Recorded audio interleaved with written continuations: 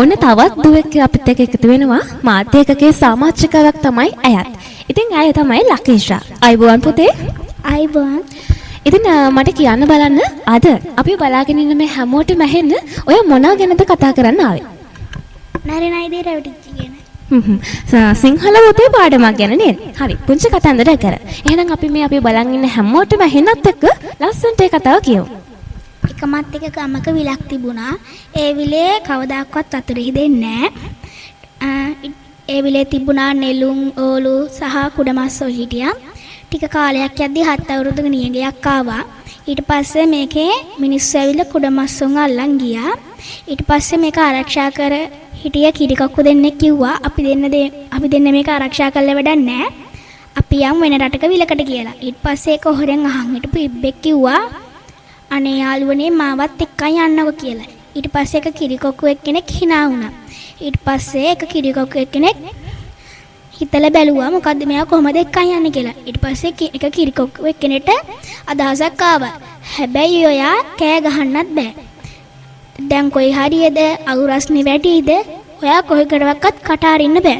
ඊට පස්සේ ඉබ්බ කිව්වා හා කියලා. ඊට පස්සේ තුන් දෙනාම ගමනට යන්න පිටත් වුණා. ඊට පස්සේ නාරිය කිටියා අන්න ඉබ්බ මසක් අහසින් යනවා කියලා. ඊට පස්සේ මේ ඉබ්බට නැගලා කිව්වා කියන්න හදදියා ටෝංගාල පැට්ටා. ඊට පස්සේ ඉබ්බක් දුවගෙන ආවා අන්න මස් වලටයි කියලා. ඊට පස්සේ මේ ඉබ්බා ගිහිල්ලා හපන්න හැදුවා. මෙයා හයිය නැති නිසා හපන්න බෑ කිව්වා. ඊට පස්සේ ඉබ්බ කිව්වා මාව හොඳක පොංගවල ගත්තොත් මගේ තියෙන විෂ ටිකත් අයින් කරලා කන්න පුළුවන් කියලා. ඊට පස්සේ මේ නරිය ගිහිල්ලා එයාව තියලා එයාගේ කට්ටෙන් පාබුරු කරන් හිටියා. ඊට පස්සේ ඉබ්බා කිව්වා දැන් ඇති නේද මගේ ඔයාගේ පාබුරු කරන්න කියලා. ඊට පස්සේ පාබුරු කරද්දී ආය යන්න හැදුවා. ඊට පස්සේ නරියා පැනලා ගිහිල්ලා අල්ලගත්තා. ඊට පස්සේ එයා ඉබ්බ හෙලවෙන්නවක් කරන්න නැතුව හිටියා. ඊට පස්සේ ඉබ්බ කිව්වා ඔයා මේ කටරාලේ යන්නේ නේද අල්ලන් ඉන්නේ. ඇයි මම මෙහෙ මේවා අල්ලගන්නේ කියලා. ඊට පස්සේ එයා ගිහිල්ලා ඉබ්බව ඇතැලා කටරාලේ අල්ලගත්තා. ස්තුතියි. හොඳයි. ඉතින් ඒ විදිහට තමයි නරිනයිදී රැවටිච්ච කියන ඒ අපූර්ව කතන්දරේ ලකීෂ් අපිට කියලා දුන්නේ.